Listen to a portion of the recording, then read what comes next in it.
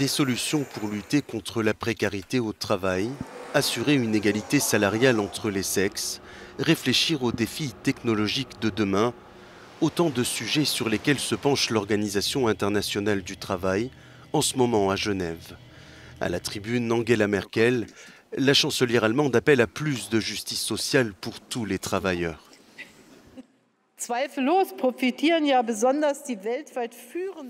Il n'y a aucun doute sur le fait que ce sont les nations industrielles en particulier qui tirent profit de la mondialisation et de la division internationale du travail. Et c'est pour cette raison que ces nations industrielles ont l'obligation non seulement d'assurer des conditions de travail équitables chez elles, mais aussi de pousser à leur application ailleurs, à chaque endroit de la chaîne logistique mondiale.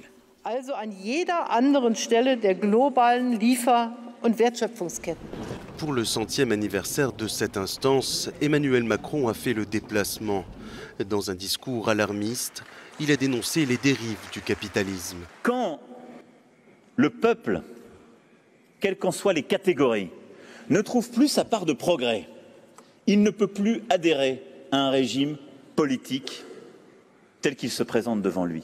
C'est ça ce qui est en train de se passer dans nos démocraties. C'est ce qui fait que certains sont attirés par l'autoritarisme. Dans un contexte de guerre commerciale entre les grandes puissances, de retour à des politiques protectionnistes, le Premier ministre russe a lui aussi tiré la sonnette d'alarme. Le comportement de certains pays dans les domaines du commerce, de l'économie devient plus agressif. C'est à la limite de l'arbitraire. L'ordre mondial qui a été construit pendant des décennies est aujourd'hui en danger.